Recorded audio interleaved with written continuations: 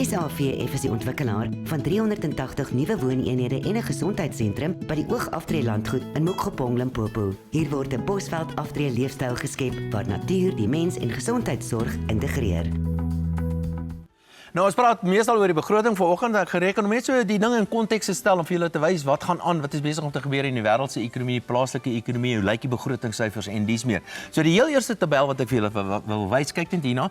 Dis die minister se verwagtinge in terme van ekonomiese groei. Heel bo is die wêreldse groei in 'n paar klompie lande en heel onder het ek Suid-Afrika so 'n bietjie in 'n blokkie ingesit. Nou julle kan baie duidelik sien, die minister verwag ekonomiese groei in Suid-Afrika so 1.4, 1.6, 1.8% oor die volgende klompie jare. En die belangrikste punt wat ek hierso wil maak, Suid-Afrika se groei is nie net swak nie, dit is van die swakste in die wêreld. Kyk hoe swak doen dit in vergelyking met ander lande. En dis nie die eerste keer dat dit gebeur nie, dit gebeur al vir baie jare lank so dat Suid-Afrika se ekonomiese groei glad eenvoudig nie goed genoeg is nie en baie lande is besig om by Suid-Afrika verby te gaan. Maar nie net is hulle besig om by Suid-Afrika verby te gaan in terme van ekonomiese groei nie, ons is ook besig om agteruit te boer wanneer ons teen onsself vergelyk. Kyk na hierdie grafiek. Hierdie grafiek is Suid-Afrika se per capita BBP in sekere syfers wat ek hierso bymekaar gesit het. En volgens hierdie grafiek, en dit is baie duidelik dat Suid-Afrikaners vandag op 'n gemiddelde basis is Suid-Afrikaners vandag armer as wat ons was 20 jaar gelede. Ons het in 20 jaar omtrent geen vordering gemaak nie. Dit is baie duidelik dat ons besig is om iets verkeerd te doen in Suid-Afrika. Ek het nog 'n grafiek wat ek vir julle hierdie spesifieke punt weer 'n keer wil illustreer. Daai swart lyn bo is die gemiddelde inkomste van die wêreld se inkomste, sê nou maar, en die onderste lyn, die groen lyn, is Suid-Afrika se inkomste as 'n persentasie van die wêreld se. Kyk wat is besig om te gebeur. Ons is besig om armer te word as ons Suid-Afrika vergelyk met die res van die wêreld. So dis baie duidelik wat in Suid-Afrika nie gebeur is vir baie jare, vir dekades al, beteken dat ons is besig om te verarm omtrent elke jaar en omtrent elke jaar daarna. Dit is die staatse syfers, dis die volgende grafiek wat ek vir julle wil wys. Ek gaan so 'n bietjie tyd spandeer aan hierdie spesifieke syfers. Hier's 3 grafieke hierso. Die eerste een is die inkomste van die staat linksbo, die tweede een is die uitgawes van die staat regsbo en die onder een is die fiskale tekort. Hoeveel die minister van Finansies gaan leen oor die volgende tyd. Nou die grafiek is harde syfers tot so in die helfte en daarna is dit die vooruitskatting van die minister van Finansies. Kyk hier eers in die staat se inkomste.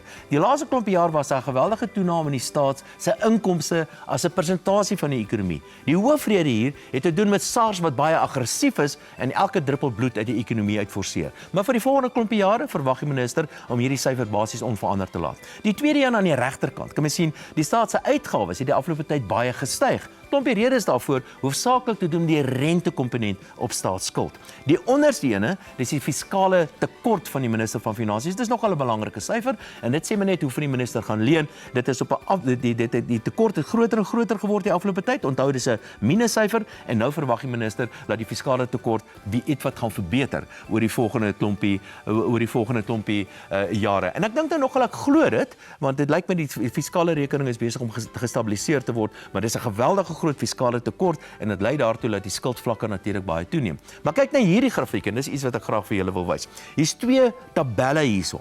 Aan die linkerkant is die aantal belastingbetalers wat in Suid-Afrika persoonlike inkomstebelastingbetalers, aan die regterkant is hoeveel belasting hulle betaal.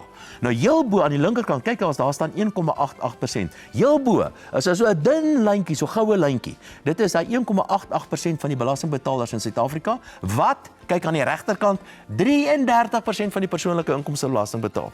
Kyk weer 'n keer aan die linkerkant, 15% van die persoonlike inkomstebelastingbetalers in Suid-Afrika betaal, kyk aan die regterkant, 79% van die totale persoonlike inkomstebelasting. Die belastingbasis in Suid-Afrika is baie nou en as die belastingbasis so nou is daar min ouens, in hierdie geval 267.000 persoonlike inkomstebelastingbetaler wat 33% van die persoonlike inkomstebelasting betaal. Dit beteken net eenvoudig dat ons is besig om ons belastingbetalers dood te belas in Suid-Afrika. Die laaste grafiek wat ek vir julle wil wys, en dit is iets waarna die graderingsagentskappe gaan kyk, en weer 'n keer, dis 'n harde syfer tot so in die middel en dan 'n vooruitskatting van die minister van Finansies. En dis die staat se skuld as 'n persentasie van die ekonomie of as 'n persentasie van BBP. Nou soos julle gesien het, elke jaar die afgelope tyd het die minister gesê dit gaan gestabiliseer word, en elke keer het hierdie skuldvlakke net aanhou toeneem.